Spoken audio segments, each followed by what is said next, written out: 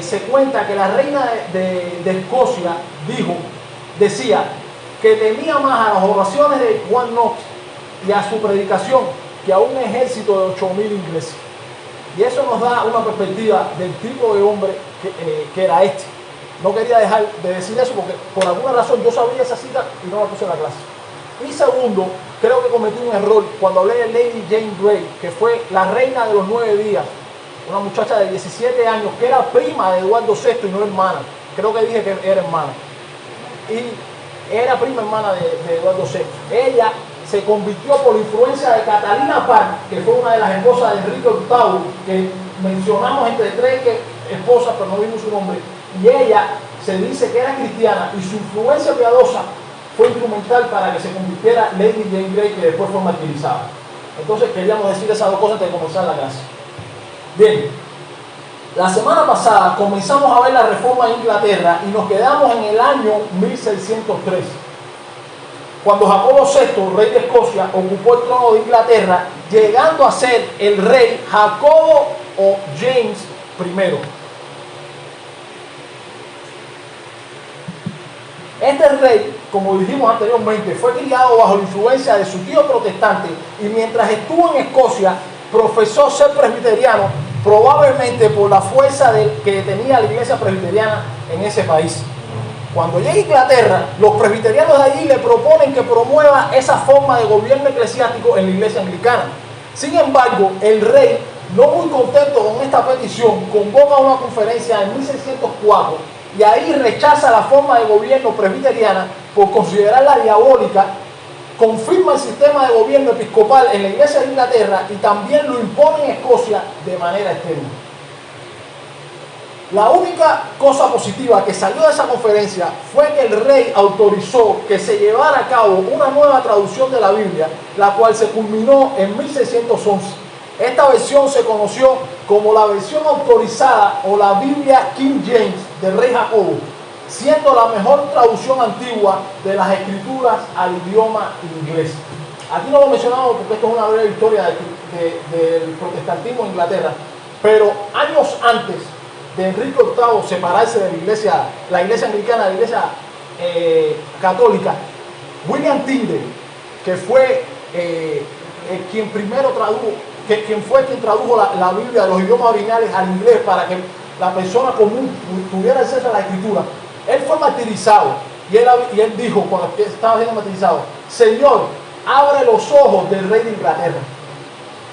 Era causa de muerte traducir las escrituras al idioma inglés y él fue martirizado por eso. Y ahora vemos que Enrique VIII y luego aprobó leer la Biblia en inglés y Jacobo encomendó que se hiciera otra versión, la Biblia King James. Dios respondió la oración de William Tyndale y de muchos otros que vinieron antes de él. Pero les propongo detenernos un poco en el curso de la reforma inglesa para considerar algunas cosas un poco más específicas sobre la situación religiosa en esa época. Esta era una época que fue turbulenta, de persecución. Fueron tiempos bien difíciles en Inglaterra. En esa época en Inglaterra había varios grupos religiosos. Estaban los católicos romanos con su forma monárquica o jerárquica de gobierno, con el Papa como cabeza de la iglesia o representante de Cristo en la iglesia. Estaban los anglicanos que defendían la separación entre la iglesia de Inglaterra y Roma y que habían llevado a cabo algunas reformas eclesiásticas, pero mantenían el mismo sistema de gobierno, solo que con algunas modificaciones. En el sistema de gobierno anglicano no era el Papa quien determinaba los asuntos de la iglesia, sino el rey de Inglaterra. Él era la cabeza de la iglesia. Había 2 arquidiócesis o provincias eclesiásticas que eran presididas por arzobispos, por 2 arzobispos. El arzobispo de Canterbury y el arzobispo de York. El primer arzobispo de Canterbury fue Thomas Cranmer, de quien hablamos la clase pasada. El arzobispo de Canterbury era la figura más influyente del reino. Cada provincia estaba compuesta de varias diócesis que eran un distrito o territorio que estaba bajo la jurisdicción de un obispo. Y cada diócesis estaba compuesta por muchas iglesias locales o parroquias que eran gobernadas por un párroco o ministro. Dentro de esta estructura se celebraban diversos sínodos o asambleas a nivel nacional, a nivel regional, donde se adoptaban posturas oficiales con respecto a aspectos de doctrina o práctica, de acuerdo con el voto de la mayoría, pero siempre subordinados al rey. Él era el que tenía la última palabra en la iglesia de Inglaterra. Y había un tercer grupo, que era de aquellos que abogaban por una reforma más radical dentro de la iglesia anglicana. Buscaban una pureza doctrinaria y litúrgica rigurosa y querían juzgar la adoración de los vestigios del catolicismo romano al rechazar las prácticas que consideraban no bíblicas o supersticiosas. En cada parroquia procuraban imponer un ministerio de predicación bíblico y espiritual o experiencial, por lo que comenzaron a llamarlos puritanos de manera despectiva, porque querían purificar la iglesia. Entonces le empezaron a decir los puritanos. Ellos no se pusieron ese nombre. También los llamaban precisionistas, porque insistían en una observancia precisa de la Biblia. Dice Richard Butt, esto le pasó cuando era joven, cuando era niño. Éramos el desprecio común de todas las chumas de las calles y se nos llamaba puritanos, precisionistas, hipócritas, porque elegíamos leer las escrituras el día del Señor en lugar de lo que ellos hacían. Ellos lo que hacían era andar por la calle haciendo bulla, tocando música. Eso se narra en el libro La introducción a los puritanos y la historia de los puritanos, que publicó de manera gratis Chapel Library. Se las aconsejo que lo lean. Este último sobrenombre, precisionista, ¿saben cómo surgió? Esto es algo menos conocido en el mundo hispano. Creo que yo no he oído mucho de eso. Se lo escuché a un predicador en un documental, un predicador inglés, y ayer lo busqué en una fuente también en inglés.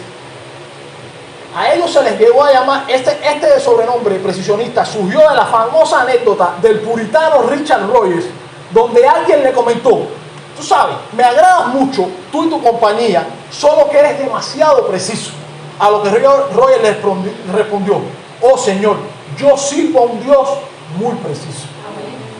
Los santos piadosos que siguieron el ejemplo de Richard Rogers pasaron a ser conocidos como los precisionistas. Por eso se les llevó a llamar así a los puritanos también. Y hermanos, en la historia de la iglesia ha habido numerosos movimientos reformadores, pero lo que más destaca a este movimiento es, en primer lugar, su compromiso terminante de vivir para la gloria de Dios, y en segundo lugar, el énfasis que ponían en la autoridad de la Escritura sobre todos los ámbitos de la vida. Eso era algo que los distinguía. Y hermanos, después de los cristianos de la época primitiva, probablemente no existió un movimiento cristiano más precioso, donde hombres vivían una piedad experimental, fervorosa. Eso no ha existido más, me parece a mí, en mi opinión, en la historia de la iglesia. Dice un autor cristiano sobre los puritanos: los puritanos fueron grandes almas que servían a un gran Dios. En ellos se combina una inteligente pasión y una ardua compasión. Eran visionarios y prácticos, idealistas y también realistas. Estaban orientados hacia una meta y eran metódicos.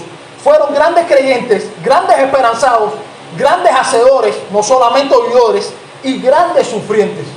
Pero su sufrimiento en ambos lados del océano, en la vieja Inglaterra por mano de las autoridades, y en la nueva Inglaterra por la inclemencia del clima, los sazonó y maduró hasta alcanzar una estatura heroica. Las batallas de los puritanos contra el desierto espiritual y climático en que Dios los estableció produjeron virilidad en su carácter invencible e inquebrantable, lo cual hizo que se elevaran por encima del desierto y de los temores.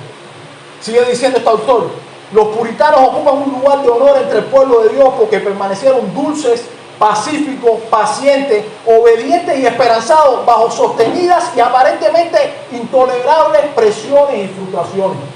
Además, agrega este autor, las escrituras fueron la pieza central del pensamiento y la vida de esta gente, por lo que se puede decir que el puritanismo fue, por sobre todas las cosas, un movimiento bíblico. Su convicción para los puritanos, sigue el autor, la Biblia era en verdad la posesión más preciosa que el mundo podía poseer. Su convicción más profunda era que la reverencia a Dios significaba reverencia por las Escrituras. Servir a Dios significaba obediencia a las Escrituras. Por lo tanto, para su mente no podía darse un insulto mayor al Creador que rechazar su palabra escrita.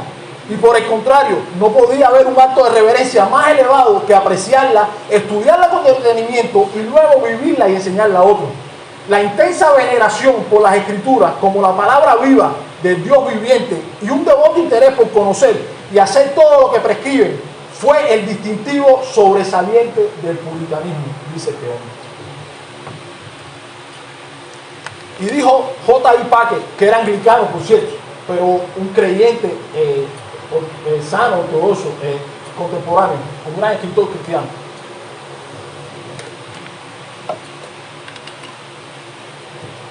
Packer dijo que los puritanos fueron conocidos como gente que estaba intoxicada de Dios. Para ellos la teología no era algo arcaico y que debía ser estudiado por una élite, sino más bien era algo eminentemente relevante para todos los creyentes. Dijo el puritano William Ames. Por cierto, William Ames escribió una teología que se llama La Médula de la Teología Sagrada, una teología sistemática, que era el libro de texto por el que se estudiaba en Norteamérica, en los seminarios. Era más conocido y más usado que las instituciones de cabildo. Este hombre tuvo gran influencia sobre el puritanismo y fue una de las fuentes que consultaron los redactores de nuestra confesión de fe. Él fue una de las fuentes que consultaron ellos. Dice él, siendo que esta vida es real y en verdad nuestra más importante práctica, es evidente por sí misma que la teología no es una disciplina especulativa, sino práctica. Por lo que la teología es para nosotros la más importante y noble de todas las artes exactas de la educación. Es una guía y un plan maestro para nuestros fin más elevados, enviada en una manera especial por Dios y que trata cosas divinas, inclinándonos hacia Dios y llevando a los hombres hacia Él, dice él. Y por último, cito el comentario de otro escritor refiriéndose a esta gente. Los puritanos eran por lo general hombres de cultura, sostenían las doctrinas de Lutero y Calvino, eran destacados pastores y predicadores, y sus escritos han sido muy esparcidos. De hecho, no sería exagerado decir que en el terreno de la exposición bíblica y de la experiencia cristiana, sus escritos no han sido jamás superados. Y entre los líderes prominentes de este movimiento se encuentra en primer lugar Richard Baxter, del cual se ha dicho que tuvo el pastorado puritano más prominente y fructífero que se haya registrado. Sobre esto dice su autor: antes de llegar a Kidderminster, este pueblo era conocido por su ignorancia y profanidad, pero cuando él estuvo allí, con la bendición divina sobre su fiel actividad, los frutos de la justicia brotaron con lozanía. Al principio encontró que solo había 1 o 2 casos de un culto familiar diario en toda una calle, pero cuando se marchó, en muchas calles había solo una familia o 2 que descuidaban el culto familiar. Y en los días del Señor, en vez de la falta de respeto general a la que estaban acostumbrados en ese pueblo, una persona que pasara por la ciudad en los intervalos del culto público podía oír que centenares de familias estaban ocupadas en el canto de salmos, la lectura de las escrituras y otros libros ejemplares, o hablando de sermones de los que ellos habían tomado nota al oírlos desde el público. Su atención y diligencia en el cuidado de las almas de Baxter, que tenía su atención y diligencia en el cuidado de las almas que tenía a su cargo, y el éxito de sus labores, entre ellas, era verdaderamente notable, porque el número de miembros comulgantes, o sea, los que participaban en la cena del Señor, creció hasta 600, de los cuales él mismo declaró que había solo menos de una docena a quienes no pudiera considerar como sinceramente piadosos. Cuando esto creó ese pueblo, las tabernas estaban llenas, la gente bebía, y después que él se fue, se arruinaron esos negocios. Los domingos esos negocios estaban cerrados, no había gente en las tabernas, todo el mundo, por lo general, la mayoría, estaba adorando en la iglesia. Como escritor, también fue uno de los más destacados y prolíficos. Entre sus obras se encuentran el Directorio Cristiano, que resume en 1.000.000 de palabras toda la teología práctica y experiencial de la época. Ahí se puede encontrar, eso está en inglés, no está en español, lamentablemente, pero ahí usted puede encontrar cómo comerciar, no sé, por ejemplo, muebles de manera piadosa. Cualquier cosa práctica, ese hombre lo trataba ahí, que fuera algo que tuviera relevancia en esa época. También escribió El reposo eterno de los santos y El pastor reformado, que es una obra de teología pastoral clásica. Ahora, el segundo, otro líder prominente del movimiento puritano, y segundo que queremos mencionar, fue John Owen, el príncipe de los puritanos. Personalmente, ese es mi puritano favorito.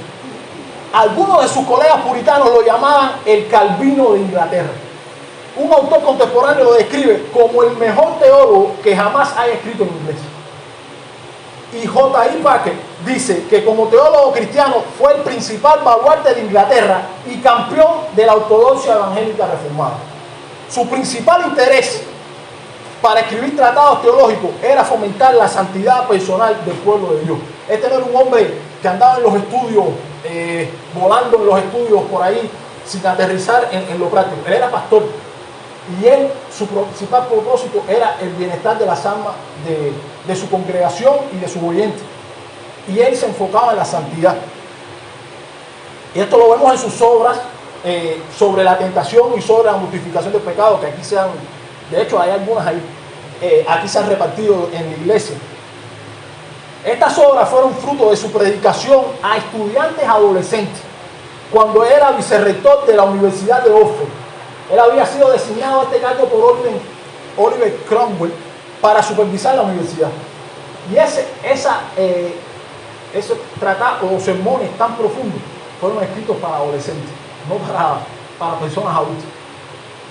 También fue pastor, como ya dijimos, y además fue capellán de Cromwell, que en su momento fue el hombre más poderoso de Inglaterra. Él fue su capellán. Luego sus caminos se separaron por algunas diferencias, pero él fue su capellán. Owen comenzó a escribir cuando tenía 26 años y se convertiría en un escritor popular y prolífico que en 41 años produciría más de 80 obras, muchas de las cuales se convirtieron en clásicos cristianos. Es el autor del mejor comentario que se ha escrito sobre el libro de los Hebreos, magistral, según la opinión de la mayoría. Sin embargo, a pesar de su gran prominencia, y esto es lo que yo quería destacar de él, este hombre se destacó por su carácter cristiano y gran humildad, la cual se observa en dos ocasiones de su vida que yo quiero citar. En primer lugar, se dice que en una ocasión el rey Carlos II le preguntó a Owen: ¿cómo es posible que usted, que posee tal erudición, escuche predicar a un ojalatero, refiriéndose a Bunyan, que era un hombre sin educación? Owen respondió: con el debido respeto a su majestad, si yo pudiera poseer la habilidad del ojalatero para predicar, con mucho gusto renunciaría a toda mi erudición. Y ahí uno ve la humildad de este hombre, que era un hombre que tenía un conocimiento espectacular. Y mira el comentario que hace hacia Bunyan. Owen sentía una gran admiración por el ojalatero de Bedford y durante la persecución ayudó a Bunyan al igual que otros pastores. Él providencialmente disfrutó de una posición económica bastante estable y buena, y él ayudó a Bunyan cuando estuvo preso. Si no hubiera sido por Owen, quizás no tendríamos el progreso del peregrino, ya que Owen fue quien instó a Bunyan a llevar su libro a su propio editor. Eso lo hizo Owen. Gracias a Dios tenemos el progreso del peregrino. Esas cosas no las sabíamos, yo me enteré ayer. También vemos la humildad de Owen en la última carta que escribió 2 días antes de su muerte. Está dirigida a su amigo cercano Charles Fleetwood. Y eran tiempos turbulentos en Inglaterra. La iglesia era perseguida y en el momento más difícil para la iglesia, uno de los mejores soldados de Cristo partía cuando más se le necesitaba. Sin embargo, escuchen lo que dice Owen: ahora voy a aquel a quien mi alma ha amado, o más bien, quien me ha amado con amor eterno, que es la base de todo mi consuelo. Abandono el barco de la iglesia en medio de una tormenta, pero mientras el gran piloto esté en él, la pérdida o muerte de un pobre remero será insignificante. Le dice a su amigo: vive, ora, espera con paciencia y no te desanimes. La promesa sigue siendo inquebrantable. Él nunca nos abandonará ni nos dejará. Este hombre, como todos los puritanos, fueron ejemplos de la gracia de Dios en la vida de ellos. Otros líderes del movimiento puritano fueron William Gurnall, John Flavel, Richard Sibbett, Thomas Manton, Thomas Watson, Thomas Brooks, Thomas Goodwin, Jeremiah Burroughs, John Bunyan, etc. Hermano, esto es un resumen de la historia del protestantismo en Inglaterra. Aquí no estamos mencionando a William Perkins, que fue el padre del puritanismo, porque él era profesor en la Universidad de Cambridge, y muchos de los puritanos fueron influenciados por su predicación y su piedad. Aquí no lo estamos mencionando, pero quería dejar esa nota para que sepan que hay más de esta historia y que esto es solo un breve resumen. John Bunyan está también entre esos hombres prominentes de esa época, otro puritano. De este último se nos dice que procedía de una familia humilde y que de niño recibió una escasísima educación. A temprana edad tomó el oficio de su padre y se convirtió en hojalatero. En su juventud se le conocía por su propensión a blasfemar, embriagarse y meterse en pleitos por su carácter profano y su absoluta indiferencia hacia Dios y la eternidad. Pero por la influencia de su esposa, la cual era creyente y pertenecía a un grupo puritano, empezó a interesarse en cuestiones de la religión. Y aquí hay una enseñanza que es bíblica. Las esposas pueden ser de influencia para sus esposos de esa manera. Al principio, esto se manifestó meramente en observancias externas y en una tentativa de reformar su vida. Más tarde experimentó una intensa convicción de pecado y su autorreforma y cuidadoso cumplimiento de los deberes religiosos no lograban darle paz de conciencia. Durante años gimió bajo el peso de su pecado y cuando la luz de la salvación por la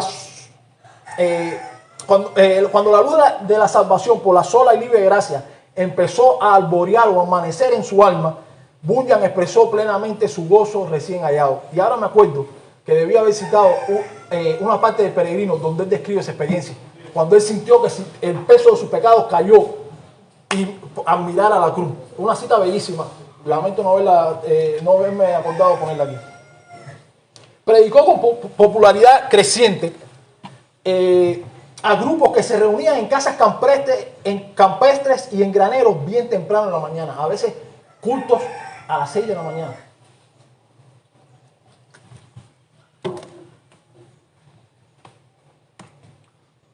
En 1660, los puritanos perdieron el privilegio de la libertad de culto y se declaró ilegal toda liturgia o reunión religiosa que no estuviera de acuerdo con la iglesia anglicana.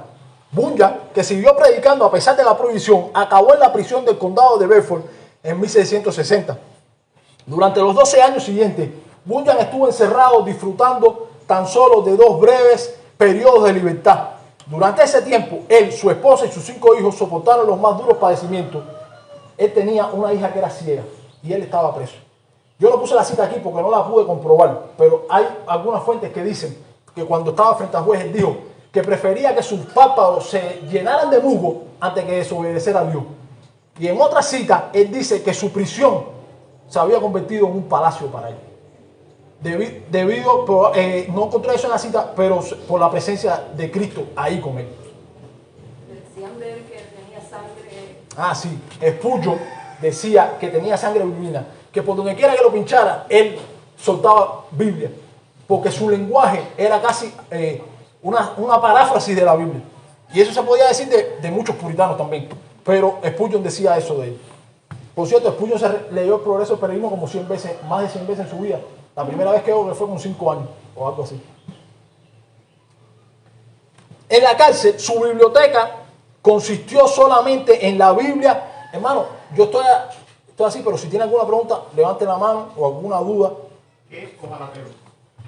Hojalatero era alguien que trabajaba como la herrería, hacía calderas y cosas así que tenían que ver con el metal. No te estoy dando una definición de diccionario, pero más o menos así. Sí, y algunos, la palabra también se puede traducir como calderero. Y era que él hacía calderas de metal para cocinar y esas cosas. En la cárcel, su biblioteca consistió solamente en la Biblia y el libro de los mártires del teólogo John Fox. Sin embargo, este hombre produjo varios libros que han sido fuente de abundante bendición en el mundo desde entonces. El más famoso de estos es El Progreso del Peregrino, que sigue siendo una de las más grandes joyas de la literatura inglesa y universal. Después de la Biblia, es el libro que ha sido traducido a mayor número de idiomas y durante siglos fue el libro más vendido después de la Biblia en Inglaterra y en el mundo hispanohablante. El progreso del peregrino. ¿Cuántos años estuvo preso? 12 años. 12 años. Salió en 2 ocasiones, pero estaba preso y sufrió condiciones precarias. John Owen fue alguien que lo ayudó y que procuró ayudarlo. Él lo admiraba y le tenía un gran aprecio. Él sale, pero tiene que volver a entrar porque él viola la distancia que le tenían puesto de su iglesia. Es decir, este asunto de las 5 millas. Yo no me recuerdo La ley de las 5 millas. La ley de las 5 millas. Es decir, de su iglesia tenía que estar separado 5 millas. Déjame decirles que en ese tiempo muchas de las predicaciones de la iglesia, aunque él no estaba, él las hacía en la cárcel y se las mandaba por carta para que la iglesia la pudiera leer. Sí. Y como cada vez que salía de la cárcel violaba la distancia de las 5 millas de la iglesia y se acercaba a su congregación, volvía a caer.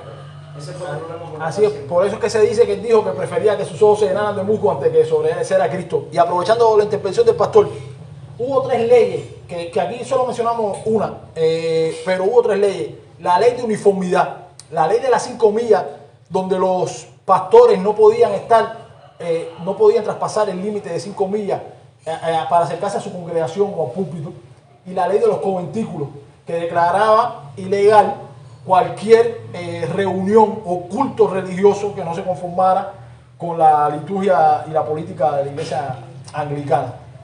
Entonces, providencialmente Dios usó eso. Fíjense que la época de los puritanos es una época que probablemente es donde más se produjo literatura cristiana. Y en parte fue por eso. Los pastores estaban lejos de su iglesia, no podían acercarse y ellos escribían sermones que después se convirtieron en libros. Se los enviaban a su congregación y ellos lo leían entre ellos. Algunos se arriesgaban y se encontraban con ellos escondidos y predicaban igual. Y como Bunyan los volvían a meter preso. Pero por eso es que hay tanta literatura puritana, en parte por eso. Porque ellos no podían predicar y entonces ellos escribían. Ya. A pesar de su falta de educación convencional y de las circunstancias adversas de su vida, Bunyan adquirió un profundo conocimiento de la Escritura y una comprensión sin igual de la experiencia cristiana. Y eso lo vemos en el progreso del peregrino, de forma alegórica. Entre sus obras se hallan La Guerra Santa, que está en español, Gracia Abundante para el Primero de los Pecadores, o el Mayor de los Pecadores, también está disponible en español, y La Vida y la Muerte del Señor Malhombre, ese no lo he visto. En su libro, La Historia de los Puritanos, Errol Holtz dice lo siguiente sobre el legado de estos hombres. Y por eso yo mencioné a estos 3. Baxter, Owen y Bunyan. Escucha lo que dice este autor. Al considerar la historia completa de los puritanos en perspectiva, señalaré a 3 puritanos que vivieron en la cúspide del movimiento y ofreceré una definición actual. El puritanismo es John Owen por la gran profundidad de pensamiento y fiabilidad de la formulación teológica. Richard Baxter por el celo evangelizador y pastoral, y John Bunyan por la predicación convincente y poderosa. Estos 3 eran personalidades muy diferentes, pero esto es un recordatorio de que en su mayor parte los puritanos de la línea principal eran tolerantes con las diferencias, mientras que los fundamentalistas de hoy no lo son. Ellos, de hecho, muchos de los congregacionalistas, Owen, Jeremiah Burroughs y Thomas Goodwin, fueron consejeros de los bautistas particulares en sus comienzos y los ayudaron a establecerse como iglesia. Otra curiosidad que quiero mencionar es que Richard Baxter y John Owen tuvieron sus controversias, al igual que Benjamin Kish, uno de los bautistas particulares firmantes de la confesión, porque Richard Baxter no tenía un punto de vista ortodoxo o una doctrina ortodoxa de la justificación. Él tenía muchas cosas buenas, pero la justificación no es un maestro seguro. Así que es bueno que lo sepan, por si se encuentran un escrito de él. Trátenlo con reverencia y con respeto, porque era un hombre piadoso, pero ahí tenía errores como muchos otros hombres los han tenido. Ahora, hermano, como indica este autor y como dijimos en la clase pasada, en este movimiento había hombres de varias tendencias teológicas. Estaban los puritanos anglicanos, que eran aquellos que querían una verdadera reforma de la iglesia de Inglaterra, pero manteniendo el sistema de gobierno de esta. Y un ejemplo de esto lo tenemos en William Gurnall, el puritano que escribió El cristiano con toda la armadura de Dios. Hubo puritanos que no dejaron la iglesia de Inglaterra, que querían reformarla desde dentro y se quedaron, aún sin conformarse al 100% con lo que establecía la iglesia anglicana, pero lo hicieron de una manera prudente para quedarse cerca de su congregación, por amor a las almas de su congregación. Y esto también es loable desde mi punto de vista, y he leído que otros también lo han pensado así. Estaban los puritanos con tendencia presbiteriana, los cuales abogaban porque el gobierno de la iglesia de Inglaterra fuera presbiteriano y no anglicano. Ellos querían que la iglesia estatal fuera la iglesia presbiteriana. Creían en el bautismo de infantes y entendían que la iglesia debía ser gobernada, en vez de por el arzobispo de la arquidiócesis, por pastores o ancianos de la misma congregación, la cual debía pertenecer a algún sínodo o asamblea que podía ejercer cierta autoridad sobre esa iglesia local, dependiendo de la gravedad del caso. Voy a esperar el micrófono para.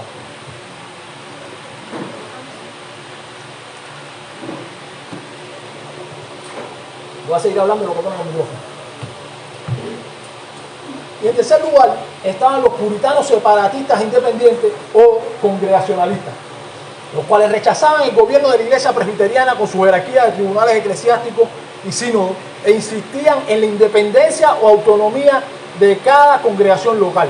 De estas congregaciones salieron los bautistas particulares. Eso lo vamos a ver después con más detenimiento. Además, rechazaban la idea de una iglesia estatal, promovían la libertad religiosa e insistían en que era necesario hacer una profesión de fe creíble para ser miembro de una iglesia local. Esto último con algo de incoherencia, ya que también practicaban el bautismo de infantes. Quiero aclarar que estos hermanos no creían que el bautismo salvara, ni creían en la regeneración bautismal. Ellos tenían una teología del pacto, y la lógica de esa teología los llevaba a pensar que los infantes estaban incluidos en el pacto de gracia y por eso debían ser bautizados. Los infantes, hijos de ambos, de un padre o ambos padres cristianos. Pero ellos no creían regeneración bautismal ni nada de esas cosas. Algunos representantes del congregacionalismo fueron Thomas Goodwin y John Owen, que les decían los gigantes, las torres gemelas gigantes del puritanismo. Thomas Goodwin y John Owen. John Owen se destacaba por la profundidad de su pensamiento, y dice Joel Vicky que Thomas Goodwin, por la profundidad experiencial de su corazón, era más, no sé, pastoral, experiencial, más que Owen en ese sentido. También estaban Philip Knight, William Bridge, Jeremiah Burroughs y otros. De estos hombres surgió la Declaración de Fe de Saboya, que es una revisión congregacionalista de la Confesión de Westminster y de la cual nuestra confesión toma la mayoría de su contenido. Nuestra confesión se guía principalmente por la Confesión de Saboya.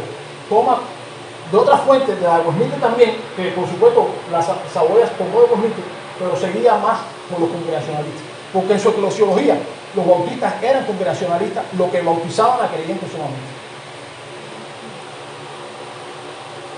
Poco tiempo después surge otro grupo, los puritanos de convicciones bautistas, los cuales creían en primer lugar en la independencia y autonomía de la iglesia local con un gobierno bíblico compuesto de pastores y diáconos, que son los oficiales bíblicos. En segundo lugar, creían que la iglesia local debía estar formada solo por los que tienen una profesión de fe creíble en Jesucristo. Ellos también creían eso. Esos dos distintivos los tenían en común con los puritanos congregacionalistas. Además, creían en el bautismo solo de creyentes, doctrina que desarrollaron a partir de su teología del pacto, que era diferente a la presbiteriana y similar a la de John Owen, que era congregacionalista. Sin embargo, Owen creía en el bautismo de infantes. Pero los bautistas particulares, Nehemiah Cox principalmente, se basó o se apoyó en la teología del pacto de John Owen. Creían en la libertad religiosa, o sea, la libertad cristiana y de conciencia, como reflejaron en el capítulo 21 de nuestra confesión, y la separación entre la iglesia y el Estado. Y sostenían una doctrina del pacto que, si bien tenía en cuenta la unidad de los pactos divinos a través de la promesa de salvación de Génesis 3:15, establecía una distinción entre el antiguo pacto y el nuevo. Ellos creían que el antiguo pacto y el nuevo eran diferentes en sustancia, y que el nuevo pacto era la plena revelación o establecimiento del pacto de gracia. Eso lo pueden ver ahí en capítulo 7 de la confesión, párrafo 13. Mientras que los presbiterianos creían que el antiguo pacto y el nuevo eran dos administraciones de un mismo pacto de gracia, que por lo general identificaban como el pacto abrahámico. Ellos creían que el pacto abrahámico, mucho, era el pacto de gracia, y que el antiguo pacto había sido una administración, que no era un pacto de obras, sino una administración por el que se administró este pacto en el Antiguo Testamento. Eso es un tema de los más complicados, solo quise mencionarlo para mencionar la distinción por arriba. Algunos de los representantes de este grupo eran John Bunyan, aunque Bunyan no fue signatario de la confesión y tenía sus particularidades en cuanto a la eclesiología. Nehemiah Cox fue un hermano dotado de esa iglesia y salió por diferencias doctrinales con ellos. Ellos querían una comunión más abierta a la hora de la cena y eso. No revisé ese tema y también es muy amplio para hablar. Y tenía su diferencia con los bautistas, pero era un bautista particular. Los demás son Hansen Norris, William Kiffin, esos son los más destacados, Benjamin Kish, William Collins y Nehemiah Cox. Estos dos últimos fueron los editores principales de nuestra confesión. Algo que tenían en común los puritanos, todos los puritanos, los presbiterianos, congregacionalistas y bautistas, ¿no? Era que sostenían el principio regulador de la oración, no así los puritanos americanos que sostenían el principio normativo. Este principio, el principio regulador de la oración, enseña que en la oración solo es lícito hacer lo que Dios ha mandado y nada más. Esto lo tenían en común los tres grupos. Pregunta, ¿alguien sabe de dónde salió este grupo de puritanos con conversiones bautistas? Ya lo dije, se me fue. Sí, se me fue. Salieron de los puritanos separatistas independientes o congregacionalistas. Esto se cuenta en un libro de historia de la iglesia, que había una congregación de puritanos independientes en Londres, reunida en el año 1616, de la cual John Lathrop era su ministro. Un grupo de miembros de esta iglesia, estando convencidos de que el bautismo no debía administrarse a los niños, es decir, a los infantes que no tenían conciencia, sino solamente a los que profesaban la fe, que profesaban solo la fe en Cristo. Desearon, los que llegaron a estas comisiones desearon que se les despidiese en paz de esa comunión y se les permitiese formar una congregación distinta en un orden tal que conviniese más a sus propias convicciones.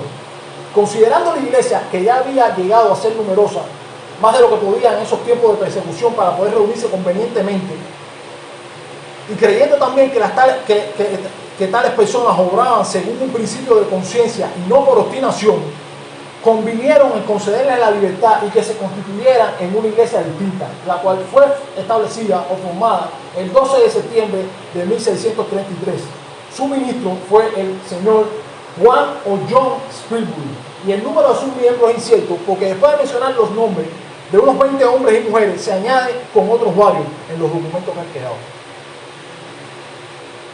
Así que no se puede saber la cantidad de miembros con la que se constituyó la iglesia, pero lo cierto es que para el año 1644 el número de iglesias bautistas particulares había aumentado a 7.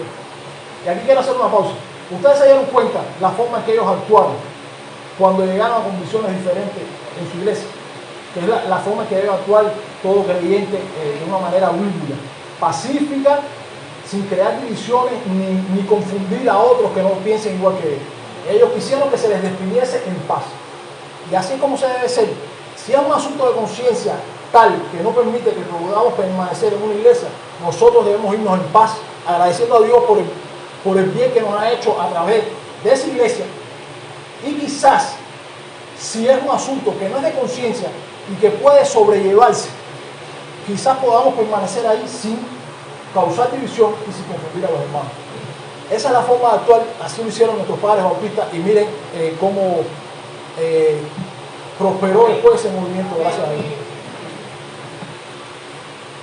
Entonces, en el año 1644, el número de iglesias bautistas particulares ya había aumentado a 7. Bueno, en esa época, con la persecución que había, y la mayoría de la presbiteriana, eso es un número significativo. Nosotros decimos 7 como si fuera, pero por lo que en ese año estas 7 iglesias se unieron para publicar una confesión de fe compuesta de 52 artículos, la cual exponía la fe calvinista de estos bautistas primitivos, enseñaba las doctrinas de la gracia y una concepción bautista del bautismo, y repudiaba explícitamente una serie de principios radicales adoptados por anabaptistas de los Países Bajos y de Alemania. Eso lo hablamos aquí en una clase, creo que fue a ver que le estaba dando. Recordemos que estos anabaptistas tampoco creían en el bautismo de infantes, por lo que confundían a esas primeras iglesias bautistas con ese movimiento. pero solo se parecían en eso. Sin embargo, estas iglesias preocupadas por eso, porque ellos tenían posturas bien antibíblicas y radicales, y los presbiterianos veían con malos ojos lo que pasó en Munster y en otros lugares, ellos publicaron, de hecho, ese fue el motivo por lo que ellos publicaron la confesión. Y el título te dice el motivo incluso. Publicaron una confesión de fe que se titula Confesión de Fe de 7 congregaciones o iglesias de Cristo en Londres que comúnmente, aunque injustamente, son llamadas anabaptistas. Ese fue el motivo por el que ellos publicaron su confesión de fe.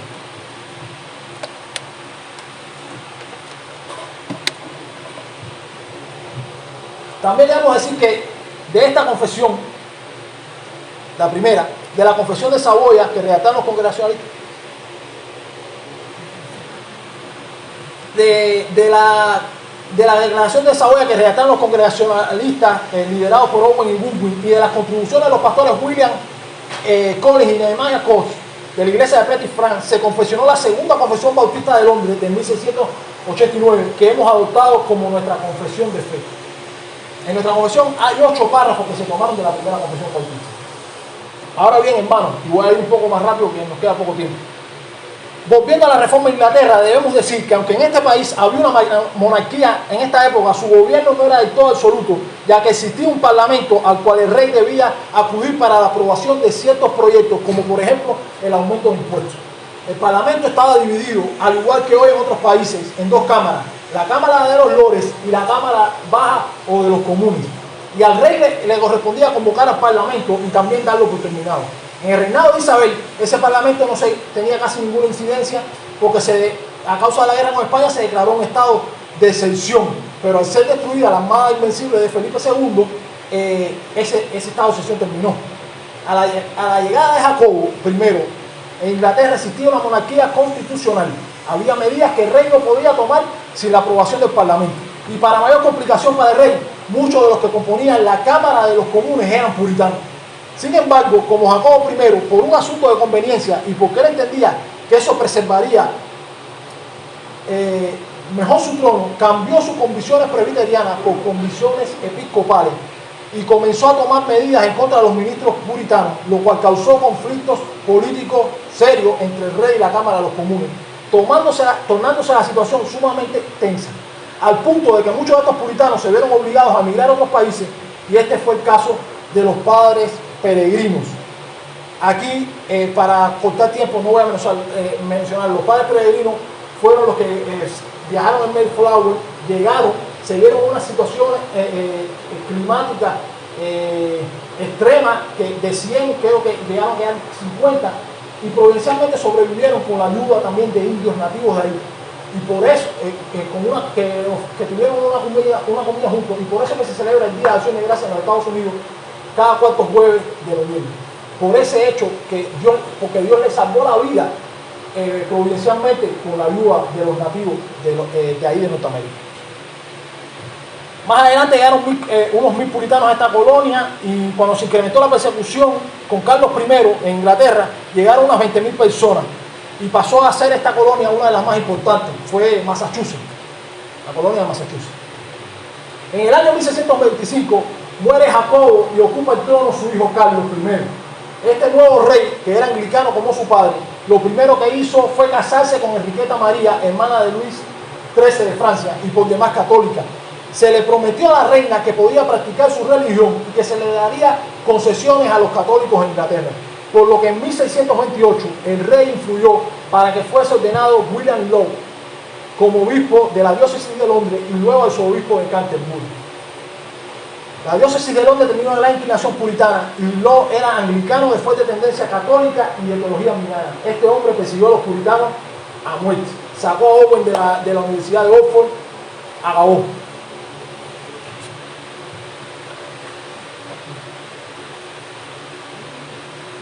Como era de suponer, todo esto trajo un agravamiento de las relaciones del rey con los puritanos. El obispo Law comenzó a tratar con mayor intolerancia a estos grupos, y uno de los resultados de esta situación fue una mayor emigración puritana hacia Norteamérica. Esto a su vez produjo conflictos con el parlamento, que tenía una considerable fuerza puritana. Y debido a esto, el rey, al igual que su padre, los convocó varias veces a este parlamento para aprobar impuestos, pero el parlamento se negó. Y debido a esto, el rey trató de gobernar de forma absoluta, lo que produjo una tensión tal que en 1641 estalló una guerra entre las milicias leales al rey y aquellas que eran fieles al parlamento. Y en medio de esta guerra civil, que el parlamento decidió abolir el gobierno episcopal, para lo cual convocaron una impresionante asamblea en la abadía de Westminster, asamblea que duró desde 1643 hasta 1653 y donde participaron 121 ministros y 30 laicos. Allí se redactó el Directorio para la Oración Pública a Dios, la célebre Confesión de Fe de Westminster, la cual expresa la postura presbiteriana del gobierno eclesiástico y los catecismos mayor y menor. La mayoría de los participantes eran presbiterianos, aunque había unos pocos de convicciones episcopales y solo 5 de convicciones independentistas o congregacionalistas, que estaban encabezados por Thomas Goodwin y el reverendo Philip Knight, a los cuales, por la actitud que asumieron de oposición a la mayoría, se les llamó los 5 hermanos disidentes. Y se dice que, a pesar de ser un grupo pequeño, poseían una gran influencia para impedir y estorbar a la asamblea de tomar decisiones para construir una iglesia nacional presbiteriana. Casi al final de la guerra se da una situación de tensión en el parlamento, ya que la mayoría era presbiteriana